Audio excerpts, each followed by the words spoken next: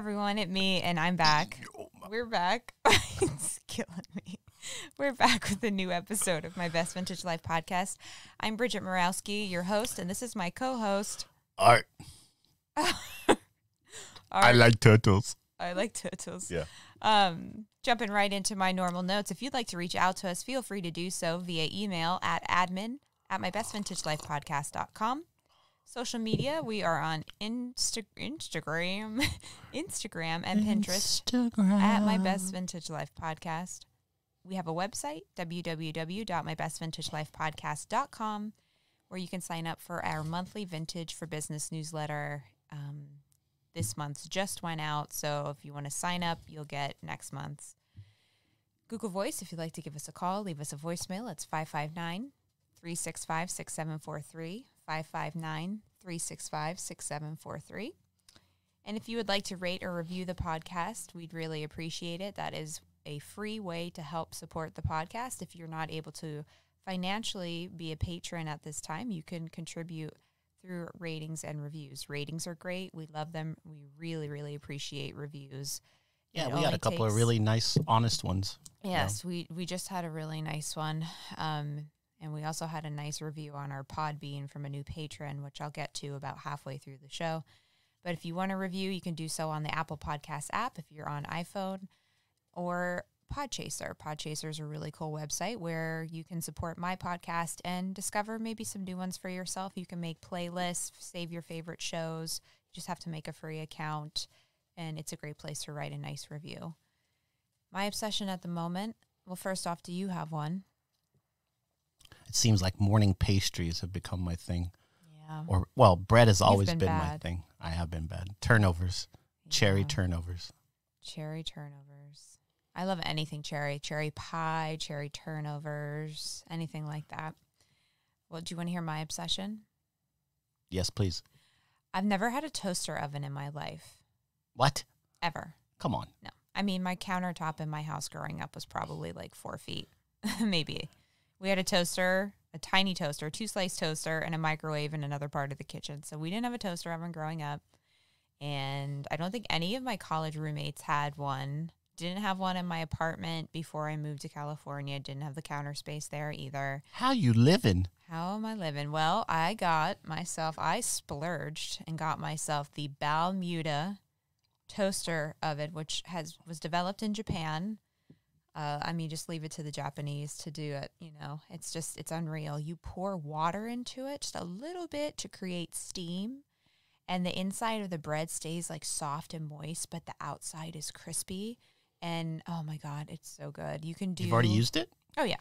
You can do bread. You can do there's like loaf bread, artisan bread, pizza, pastries, and then there's an oven function. The oven function doesn't use steam, but all the reheating ones do.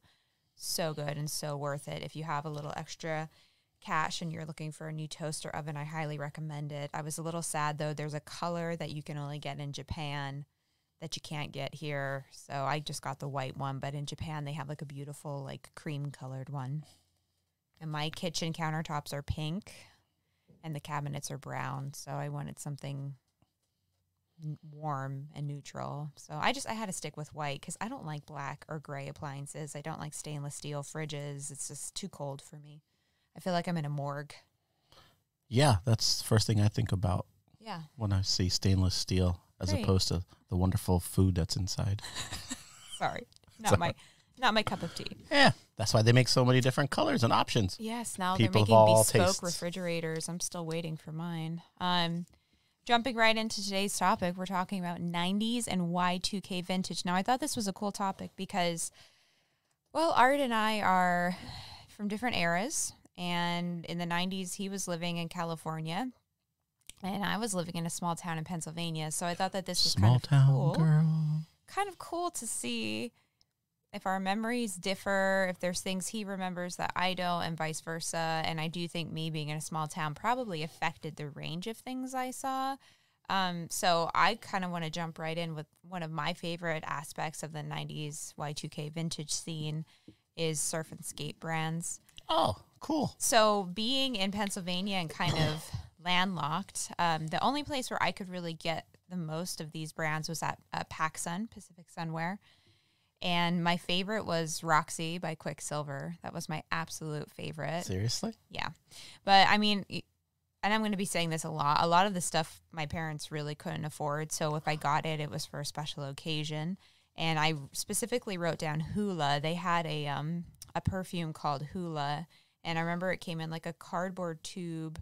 And there was like a little hula girl on the cover of it. And I think that same Christmas I got a wallet. And it was like Ripstop with like a gray zip. I think we actually may have had it at the warehouse at one point in time. I remember seeing it and thinking, oh my God, it was like navy with like a gray zipper, but that was my Roxy wallet. And then I also really love Billabong.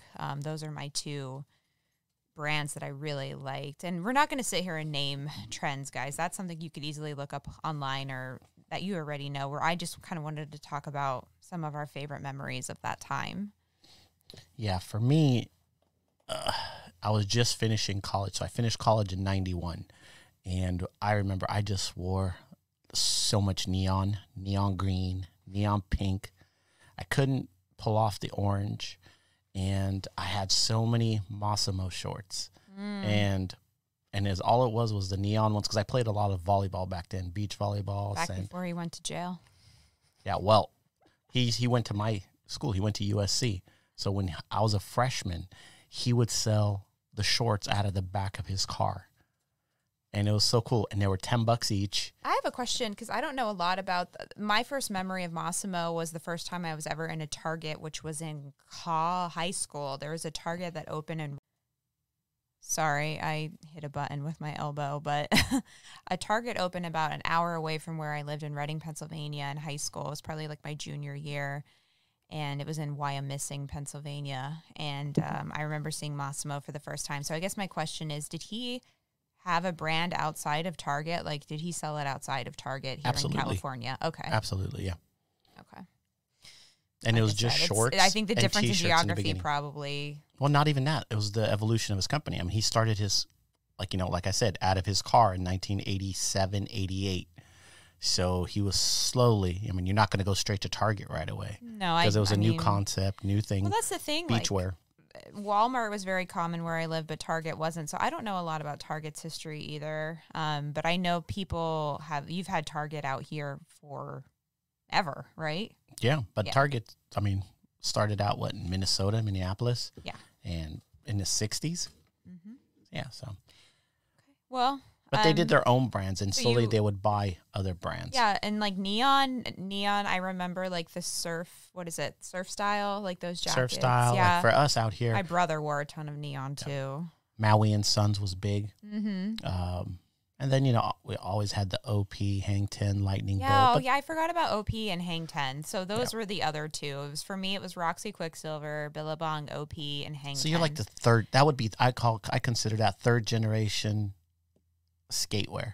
That's the third generation. And for me, I didn't even like the skate stuff as much as I liked the surf stuff, which was weird because I did like skateboarding. But I think surfing was more foreign to me because it took like a long time for us to drive and see the ocean. So I think I kind of like the poser. See, my style was off because I was wearing my 80s clothes in the 90s, which my tight fitting clothes when 90s were more baggy, loose fitting. Not right away. I mean, it was an evolution. True, but I still wore it. Well, because I mean, I literally got rid of some things from high school just a couple of years ago. Oh God. Yeah. I also am thinking of Oakleys too. My brother loved I Oakley sunglasses. I could never wear them. They're so awkward. Oh. You know what though? He has like a very thin face and good cheekbones for them. I felt like you needed the right face for those. Yeah, I don't have that face. But no, where there was face, there was more face. Tank tops were huge. Oh, yeah. Tie-dye, too. I wore a lot of tie-dye as a kid and neon tie-dye. See, tie-dye was associated with, like, stoners and potheads. And back then. You probably won't have much to add to this, but I feel like we're always talking about clothes, but hair accessories were such a huge part. Oh, my God. Oh, my God. I'm going to talk about hair accessories now. So I just made a little list of some of the favorites. I loved the accordion headbands where you would put them on. They were plastic. Oh, yeah. And granted, I know, plastic, bad, but whatever. I don't think we knew better back then. I was like in 6th grade. No, I used to throw them in the lake to catch fish. You would hook them in the back and then you would comb through your hair. And it worked really good if you had some grizz in your hair, you know, because it held it better. It didn't work as good with clean hair. Grizz.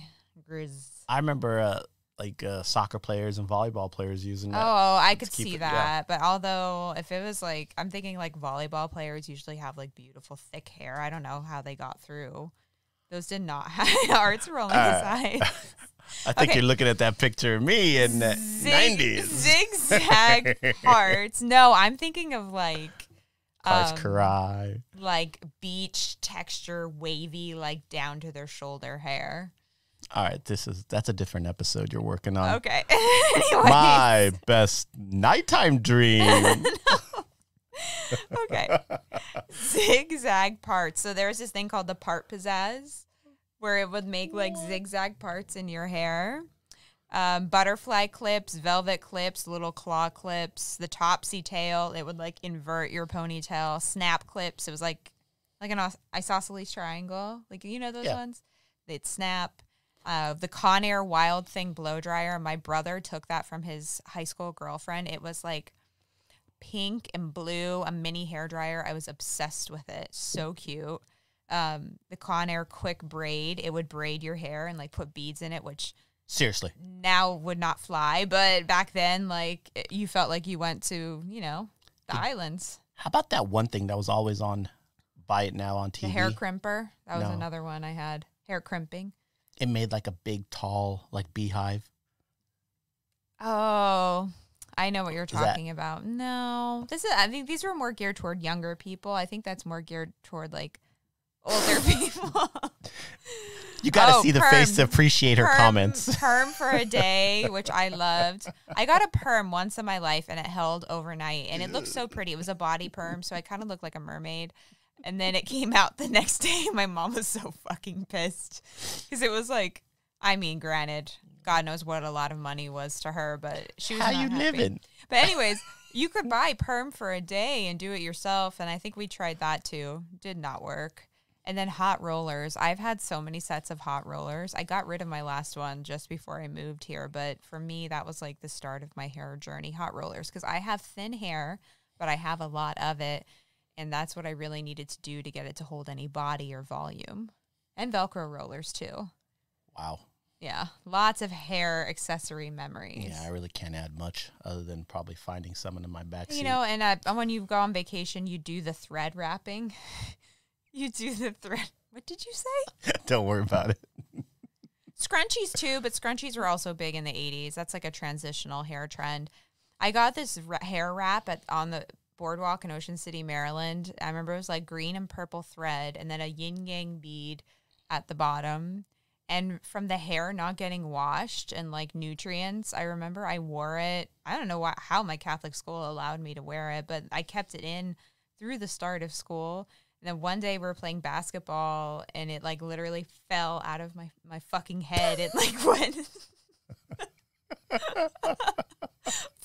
across the gym floor. And I think I still have it. Of course you do. I think I have it in my memory book. Like some sort of fucking serial killer. And I just remember crying, thinking, why is my hair falling out of my head? But it just was dead. It killed the hair. Wow. But, you know, like I said, I don't think those things are looked upon too well these days, you know. White girls getting the hair wraps or the braids, which I understand, but I'm going to look for that fucking piece of hair tonight if it's in my memory book. What, are you trying to clone yourself? Oh, it'll be possible with the DNA in the hair. Yeah, lucky me. Okay. Do you have anything else you wanted to talk about? Sorry. No, I'm good. That's it? What do you mean? For the whole episode? No. Oh. I thought we were still on this hair thing. We're moving past the hair accessories. Well, to let someone know. What was your, like, okay, so let's say, what year did you graduate USC? 91. 91. And then I went to What was your go-to look in chiropractic school? Short sleeve white shirt, button down with a lab coat.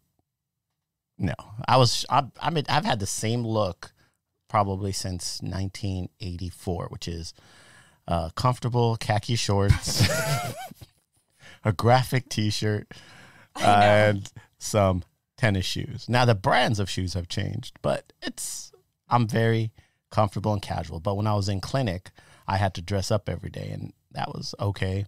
But like when you went out with friends, what did you wear? Very bright polo shirt.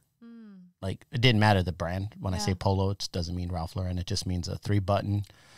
Ralph who? Lauren. Lauren. Pronunciation snob is here. Anyhow, so that was my look. And then I'd have, I wasn't much of a jeans guy. So I would wear, like, chinos, different colored chinos. Yeah. So I was hoping for some kind of like wild card answer from you. Wild card dancer? Like dancing on cars? No, wild card. Card. Like a surprise. Like, ooh, I didn't expect him to say that. Well, we're in the 90s right now. Yeah, but I didn't get wild until the 2000s. That's okay, when. well, we're talking about Y2K, not just the 90s. Oh, yeah. I was definitely, when I was going to the raves and stuff. Yeah. Oh, yeah. What'd you wear to the raves? I would wear like fur boots.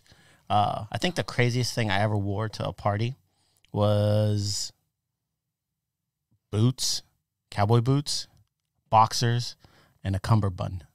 And that's it. What? Yeah. What year was this? That would be like 99. Yeah. This was in Vegas for a New Year's Eve party that Mariah Carey was throwing, and it was awful. They let you in dressed like that? Oh, yeah. You should see what everybody else was wearing. Oh, I mean, in Vegas, it's Skank City. Yeah. And then in college, we had a hedonism party. And I remember I was awful. What? In college? Oh, wait. Was this your frat? Yeah. And so this is just like one big...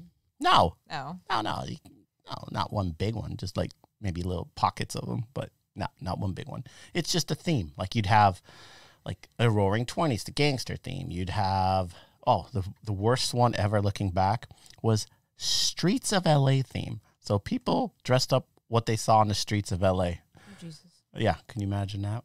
Now, today, everybody would be homeless at the party. Yeah. I won't lie. It's gotten bad there. Well, no. I was just going to say, I've seen homeless people in Fresno with better style than people that are housed. So. Oh, I get so pissed off. I mean, I'll see somebody homeless and I'm actually confused. I'm like, wow, I love that style, just the way they layer. And I really don't know. Sometimes it's questionable. Yeah. Chic or homeless. Yeah. I don't know. And we're not even trying to be mean. Like, no, I'm serious. There have been, like, especially in my old neighborhood. That one kid, by my house. He'd have Jordans. And he had the most beautiful long ponytail, and he had the best style. I'm still convinced he's one of those, like, urban campers. Yeah, I don't think he was truly home. Yeah. He was too clean. Too something. Like, his hair was conditioned. It was shiny and glossy. But there was one guy who looked like kind of post-apocalyptic, but also like he just walked off a runway in Paris. And I could never... there are just some that really throw me for a loop. I'm not even kidding. Yeah. So, I don't know. Okay, well... Yeah, I've never been. We moved on from your sex parties. Yeah. Can I talk about something? Of course. When haven't you been able to? I was thinking about like pool slides, just like pool slides. Slides. Like sandal slides, now they're very popular, but the very beginning of that, I really remember it being in the 90s. I can remember my friend had a pair of the Adidas massaging ones. With the little bumps on the bottom? Oh, my God. I wanted them so bad. So my mom takes me to the store in the mall called the Shoe Department. I'm not sure if that's a nationwide store or not, but they had like discount shoes. So we went there and got a pair of the bumpy ones. And I wanted to put them on right away, had to put them on right away.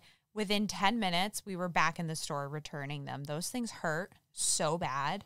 Like it was like searing pain. And I have a pretty high pain tolerance. So, no, I couldn't do that. I could only do the flat ones. But I feel like Adidas and Nike, that was like prime time for that. Especially, well, at least where I lived. My friends and I, at that point in time, like 4th, 5th, and 6th grade, we didn't dress. Like, we didn't have a very feminine way of dressing. We wore a lot of like soft shorts, oversized t-shirts, pool slides. Because Out we were here- riding bikes, we were rollerblading, we were swimming, you know, like I wasn't wearing dresses or skirts. I did that when I was little and when I was older, but like that point in time, it was more about comfort, very similar to what you see today with like athleisure and people working from home, being at home with the pandemic. Like I do see kind of similarities between when I was younger and now, but I hated those fucking massaging slides. They were awful. Have you ever worn them? I have. I was going to tell you that. That's when I first started the business. I used to buy so many shoes from the Adidas outlet stores, and I'd gotten some of those, and they were absolutely awful. Oh, man. You had to put them in the sun to soften up those bumps. Yeah, my friend, I think hers had just been worn. And when I put them on, I was like, ooh, this feels good. And then when I put them on, it was like, not for me. No, you brought up a good point. I think a lot of times, like in eras and trends and things, it's also age specific in it, like, because you have groups like what were the kids wearing in that era? What were the adolescents, the 20-year-olds, Well, that's why the I think it would be good for you and I to talk because there's an age gap and, you were wearing different things than I was. Yeah, absolutely. And even older. I'm trying to think of what the clubbers, like the people that went out to the bars and all that. And a lot of sundresses.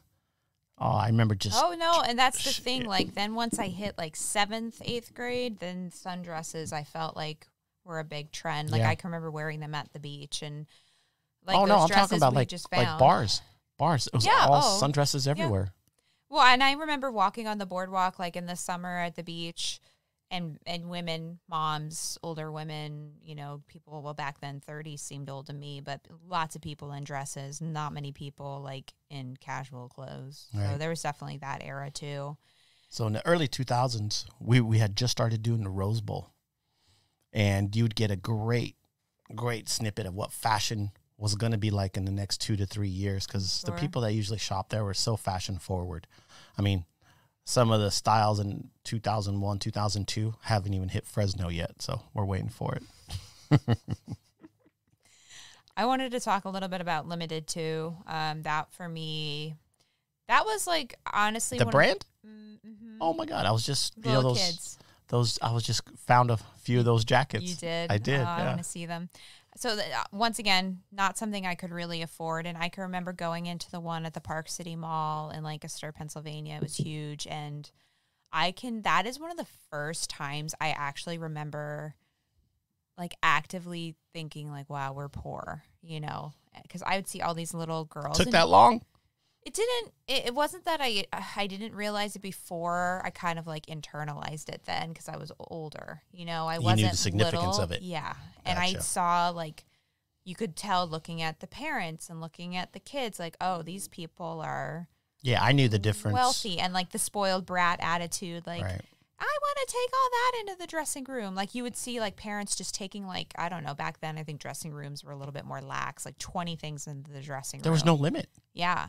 And now it's 3. I got one outfit. My aunt bought it for me for Christmas, and I remember being so excited. It was like and I wrote down, they were jeans, almost like a 6'8" big bottom, and they had like 3 girls on it, and they were like giving the peace sign. Well, you can't see what I'm doing, but Art can. And it had a matching long sleeve top, and the screen print on the top matched the embroidery on the pants. And I just remember being so excited to have a Limited 2 outfit to wear on dress down days, because you have to keep in mind I was in Catholic school then. So on Friday we would dress down for $1 and they would like give the money to a charity. Aw. Yeah. So that's cute. But I think that brand in general really, for me, for someone my age, spoke a lot to that era. It had everything I wanted in that store. It was cute. Cute stuff. Yeah, oh, that's good. I want to go see. I'm sure somebody has some like cool time capsule pictures of one of the stores, because I would just like to look at it. The store that I actually, when I did go to the mall, because it's been a while since I've been to a mall or bought anything. and it was Structure. That's what I wrote down. I You wrote, did? look at, Structure, and I put dash brother because my brother, Dash brother? like, well, in my notes, like a hyphen. Like, gotcha. that's where my brother shopped. Yeah, he was obsessed with Structure. And honestly, when we find vintage Structure here, it's really good quality. Yeah. And then I would always, if I walked into the Gap, I'd go straight to the sale rack because sometimes they'd have some cool stuff. I was always buying stuff off season. Well, I have the Gap. Oh, I'm getting, well, actually, I guess I could jump ahead right now and do that. I just wanted to talk about mall brands in general. Gap, for me, really screams that era, especially the ads. Like, I wrote down Mellow Yellow. Do you remember the Mellow Yellow ad? Yellow. Yeah, and they're all like, they call me Mellow Yellow. And there was people all over the world join hands, start a love train. There was that one. Oh, I love that. It's a great song. No, it's a great song, but they had such amazing ads, and I loved, like, because Gap was probably, like, I remember people that did Pepsi did them. That makes sense. Yeah. Well, I liked the beauty products at Gap because they were cheaper. They And really the had. I sales don't remember beauty yes, products. Yeah, I would live in the sale section in the back of the store, and always looking over my shoulder to see if anybody I know was in the store because I was embarrassed to be back in the sale section.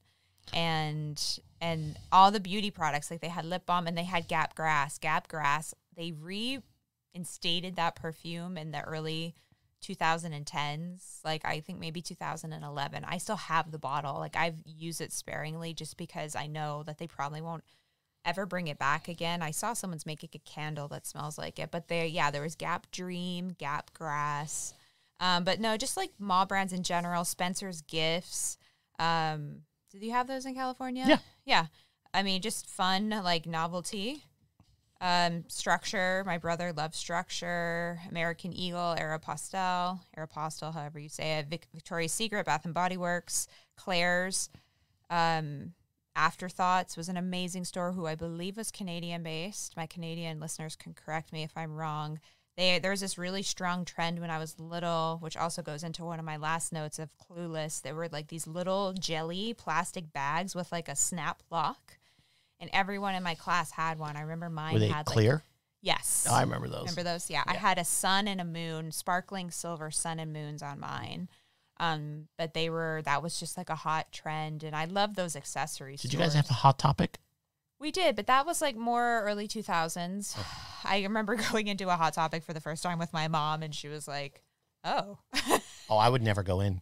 I would just look from the outside, and it was usually like dark, and the stuff was inappropriate. Well, it was a little raunchy, a little goth, a little sexual, but so was Spencer's. Honestly, it was just like a little more of a gothic Spencer's. They had all the trip stuff. I got some really cool stuff there. Like they had some surf and skate brands at least, and I had I would get like, God, what were some of the shirts I got there? I'm trying to think. Do you know those are big now? And I wanted to talk about character branding too, and they had a lot of character branding there, like, common to wear clothes from your favorite shows. Like I think I had a Daria tank top from the Delia's catalog, The Simpsons, Looney Tunes, Nickelodeon shows. That was very, very common. And also going Pokemon shirts were there. Yes, they had a shit ton of Pokemon stuff. And then also the Delia's and Alloy catalog were huge for young girls, and I got a lot of stuff from not a lot of stuff from those, but little by little pieces here and there. And that was like, I feel like my first catalog experience. Kind of reminds me of Best in Show when Parker Posey, when they're talking about how lucky we were to live in the time of catalogs, which I do think is true. I remember. They're talking about J. Crew. Yeah. Or no, J. Crew and LL Bean. Yeah, she was reading it, and I was having my coffee. Yeah, I was on my Mac. Got your busy bee. That's a great 90s Y2K movie. I think that came out in 97, 99. I'm going to look. But God, Parker Posey, I think she has some of the best 90s Y2K looks ever. That's that's not even a call out I planned, but how about like when she was in Waiting for Guffman. Which one? Oh, the Day Trippers? Yeah. Yes. So good. Best in Show, 2000. 2000. So, everybody, the looks in that show are just so good. I don't even think purposefully trying to be, but I enjoy the fashion in those films. What's his name? Why can't I think of his name? God. Kimono? No. The guy who makes the movie, Christopher Guest. Brain fart. Yep. That's what smells in here? No. Clueless, you know, I didn't touch too much on it, but I think Clueless also set a huge trend. I can remember people using like fuzzy pens after that and trying to look like Cher and Dion, and you know, well, I was actually more of a fan of Clueless, the ABC TV show, than I was of the movie. Not that I didn't like Alicia Silverstone. I thought Alicia Silverstone was a better Cher than the girl who played her on TV, but that was I think such a huge trend-setting film.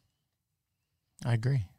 Yeah. So what do you think the influence of Paris Hilton, Nicole Richie? Yeah, that's definitely like Y2K style. I mean, that's a huge influence, and I'm like the stretch jeans, Britney Spears, Christina Aguilera, like the velour jumpsuits, Juicy Couture jumpsuits. Do you remember the boots, the butterfly boots?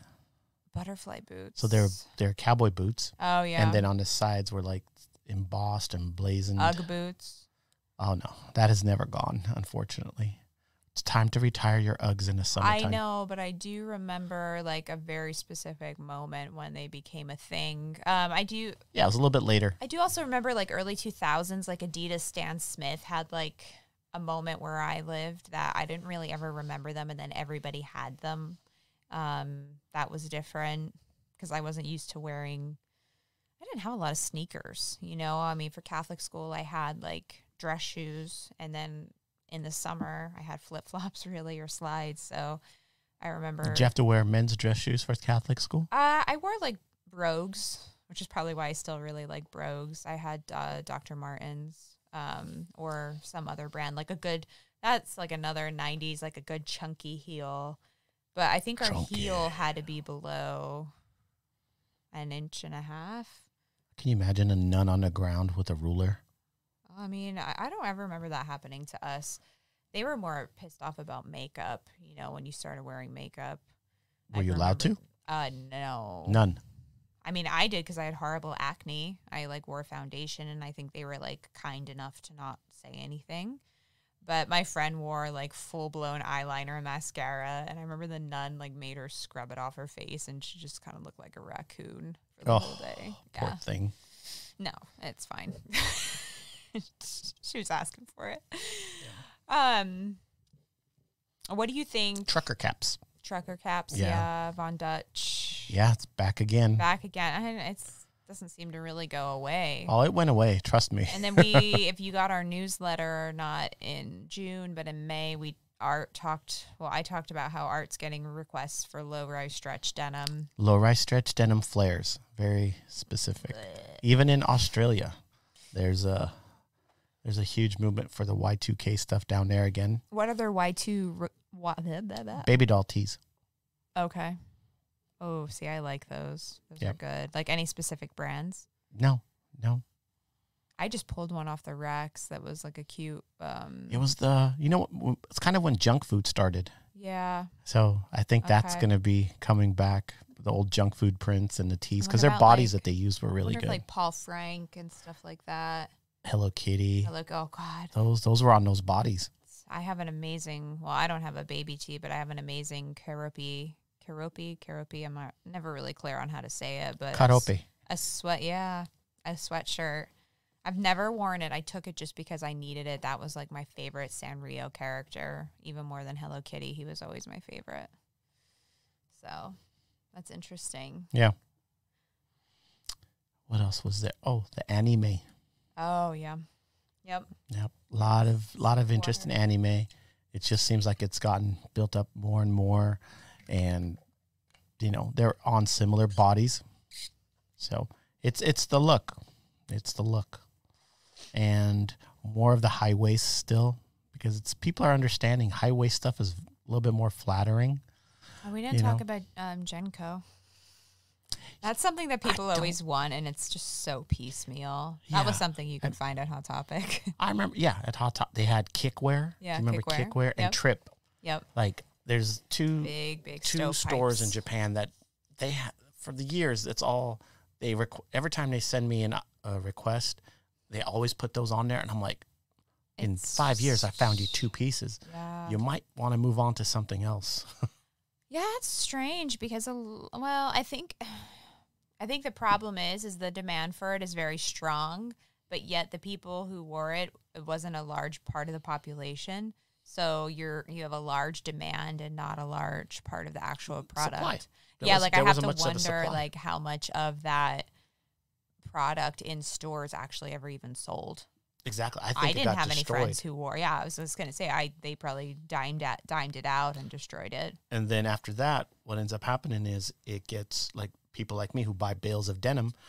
I remember seeing it, but not in huge quantities, and it goes into the where we cut the legs and use the legs for parts, and the rest gets baled up. I mean, probably for like someone like me with like a bigger butt and muscular legs, it would be a nice short. Okay, it's a wider leg. Oh, I bet. Yeah. I think a painter pant would be perfect for you because that's like the right proportions. Yeah. A men's painter pant. Yes. All right. It's time to do our new patron mention. Oh. And then we'll come back to the topic. So we do have a new patron. Her name is Allison, and she caught me just before we started recording with a question for art. Her Instagram is @the_champagne_factory, the Champagne Factory on Instagram. Yeah, I like that. Me too. I didn't ask her if she wanted a business shout out. I just assumed. So go follow her, give her some support. Thank you, Allison, for supporting the show. And it's a little bit of a long question. She asked me if it had already been covered. I don't think so. So she said she'd love our advice on building community in the vintage space. She launched her store during the pandemic and definitely appreciated the solo time to self-educate, get her website up and running, and make social media connections, but she's craving real-life connections too, which I totally get. My application to be a vendor at a local market was recently denied, likely because of my inexperience and a surplus of vendors, but what other steps can I take to nurture, grow, and invest in my vintage passion outside of the internet? Are there summer camps for vintage lovers? Hey, I'm trying to create a vintage retreat here in the area, just an FYI. Should I be using my inventory to style photo shoots? I feel like I've found some footing with operating a business, and my eyes are scanning the horizon for what other vintage niche magic awaits. I'm still a relative newbie, so any wisdom is greatly appreciated. Thanks so much. Okay, so let's break down her question. I think she has 2 questions. So what other steps can she take to nurture, grow, and invest in her vintage passion outside of the internet? So she's looking to... So she's got a brick and mortar now. She wants to make some... no. She's trying to do pop-ups. Pop-ups, okay. Well, do you know what city she's in? She's in...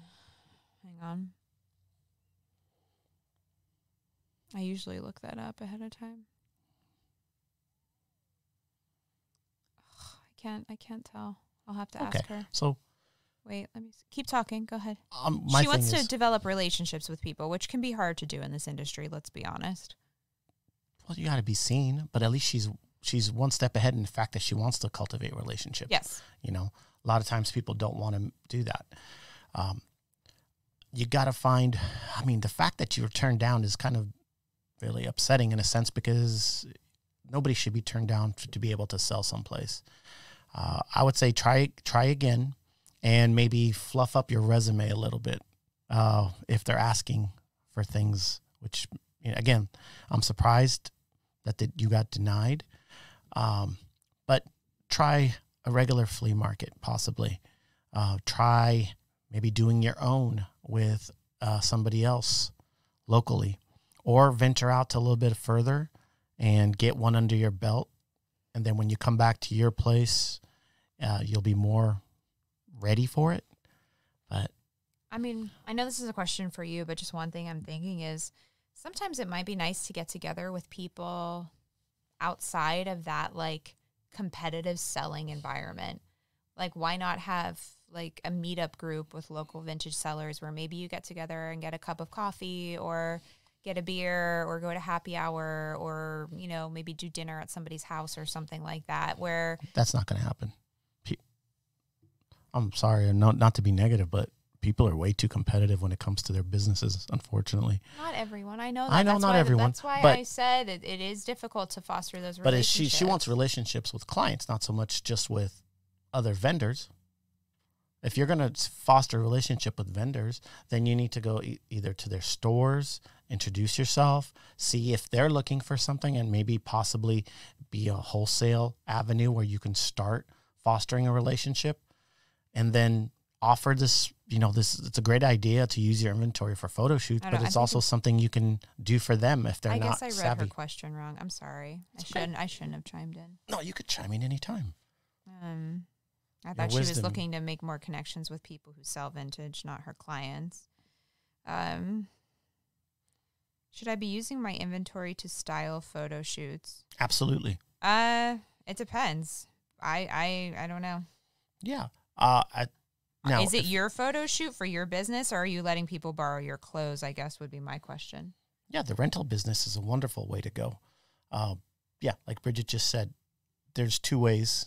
If it's just for yourself, so you can sell your stuff better, okay? And if it's for other companies to use your stuff for their photo shoots, yes, that's an entire industry in itself. The more use you get out of your inventory, and the best part about that is you don't have to give it away. And if you have more specifics, feel free to send it, because the more information you give me, the better answer I can give you.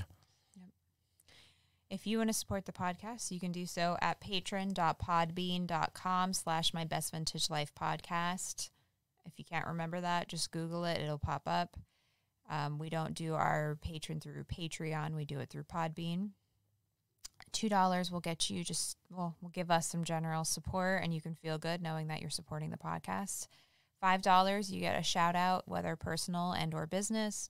You get to ask Art a burning question on the show, and you get a free bi-weekly mini-sode. Last week's not free. The bi-weekly mini-sode for our $5 and $20 tier members last week was the craziest shit I've seen happen in the warehouse. Hopefully nobody was offended. I thought it was funny. I talked a little bit about my styling stuff too. Oh, good. Yeah, about tush and the cuckold. Oh. Oh, I thought I'd talk about some other fashion experience I've had. Some odd things happen to me. And if you want to do mentor calls with us, I actually have one today. You get one 30-minute mentor call a month. It's a $20 a month charge. You get that call, and you also get all of the benefits of the $5 tier, so you will get those bi-weekly mini-sodes that are private to the general public. And you listen to those through Podbean. In case anybody's out there that's been supporting us and they're like, I haven't gotten the episodes, you need to download the Podbean app, or you can listen through the Podbean on listen through podbean.com on your browser. And yeah, that's pretty much it. So if you're willing to support us, we really, really appreciate it. Right now, we're half funded. I set a new financial goal, and we're half funded for it. So that's great. Yeah. Soon enough, we're going to redo my office and make it more podcast friendly. Cool. Going back to the Y2K, we talked a lot about like more 90s, but the Y2K sequence.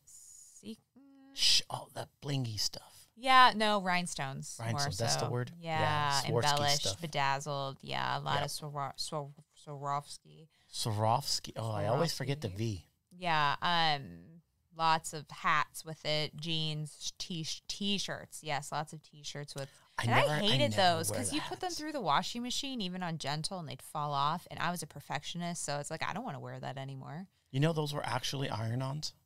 Oh, yeah. 100%. Yeah. I was just thinking like sweater dusters were huge, Y2K, and it was just not flattering. Like if you had a big ass, a sweater duster is just like an ass curtain. You know what I mean? Yeah. And they had them like with faux fur trim. Faux fur was huge in the early 2000s. You know, like faux fur trim. Faux fur. Boots with the fur. Fur. I had boots with the fur. I bet. I had some weird ass shoes. Not that there's anything wrong with boots with the fur, but some of my footwear choices were questionable. What was the store I'd go shopping at? Gadzooks. You guys had a Gadzooks? Yeah, I should just do it. We should do an episode. Maybe I'll do a bonus episode on mall stores of the 90s. Mall stores that are gone. Yes, the dead malls. So any other requests you see coming in for Y2K stuff, since you feel like that's the next big decade revival? Yeah, denim jackets. Just a different cut of denim jacket. And the whole mesh shorts. Okay. That was big. I feel like that was more 90s to me, but I don't know. Mesh is always mesh is a sport fabric, so people are always, I think, going to be wearing some form of mesh. I mean, football players wear it, you know. Yeah. Pennies. Yeah, exactly. Pennies. Didn't you wear pennies in your powder puff football days? No, we had shirts made. Shirts, gotcha. Yeah, with T-shirts. Because that would have been real popular. I think a lot of people would have gone and watched you guys in pennies. Yeah, we played in like December, so I think that would have been a little uncomfortable. You never know, it might pop out. Oh my God. Thank God you've never worked anywhere with an HR puffing stuff. Yeah. HR puffing stuff. Early 2000s had some like crazy like beauty trends too. I'm just thinking like I remember a lot of eye glitter and ugly lip gloss, like ugly lip gloss. Like the lip, you've seen me put on my UV lip balm, right? That purple hooker stuff. Yeah.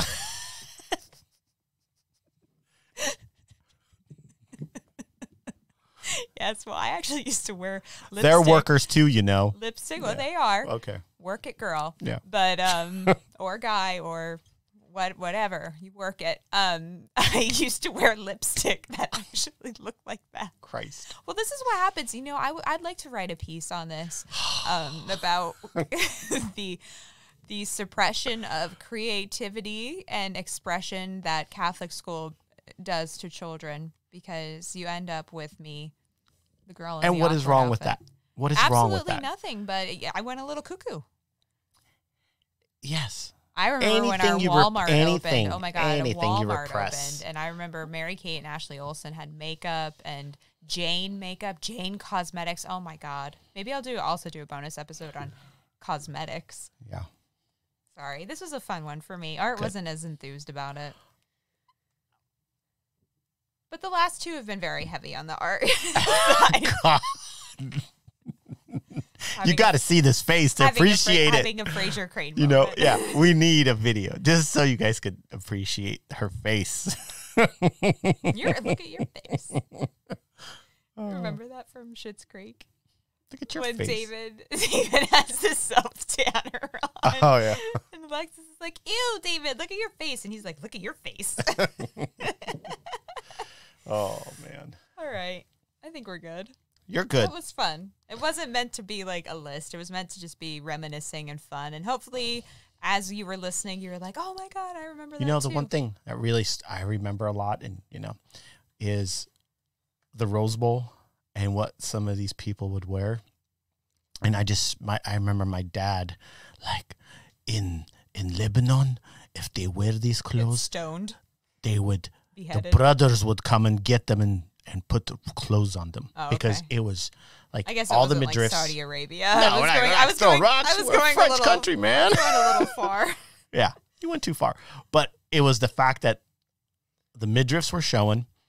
The jeans were super low. I mean, like really low, where it was like a 2 or 3 inch zipper. And G-strings, too. Some people would wear their G-strings out of the back of the jeans. Yeah. That, like, the fucking, like, it literally just like was you could see it. like a little fabric to cover your hoo-ha. Yeah. And we would, and my favorite thing to do was go up behind random people and just give them a Melvin. Oh, gee, Melvin. Just kidding. No, I'm sure for your dad that was eye-opening, coming from a country where your women are much more conservatively dressed. Well, I mean, Lebanon was pretty much European because it was French. It wasn't a true Arab because there's not too many Orthodox or strict Muslims there. Really? Really? Okay, I was going to say, isn't it mostly a Muslim country? No, it's divided. Even the Muslims are divided, you know. Right. Yeah. Between the Shia and the Sunni and the Christian. It's a nice balance of everything. See, guys, we started off talking about Paris Hilton. Now we're talking about the Shias and the Sunnis. Well, that's the world. Everything is, intersects. Yes. 50 minutes. That's a long one. Do you have anything else you want to add? No. No. All right. It's nice to see you laughing so much. Oh, good. Good. People keep saying that to me. I'm like, do I always look depressed? No. It's just the world needs more people to laugh and smile and be happy right now. Yesterday, I rode a horse that wasn't mine. I rode this woman at my barn. I rode her horse, and she was like, it's so nice to see you smiling. I'm like, well, no one died. Like, why do people keep saying that to me? I guess it's been a rough couple of months for me, and people know that, so. That and for the whole world. Yeah, I know. That's why I know that. That's what I'm unspoken. saying. It's very rare. You find people who are just happy, willing to throw the shit away and just be happy again. Like, throw this toxicity away and let's be happy again. That's my message. All right. Well, in the meantime, friends, stay safe, stay sane, stay healthy. Don't be basic. And don't be basic. Bye. Bow, bow, bow, bow, bow, bow, bow, bow.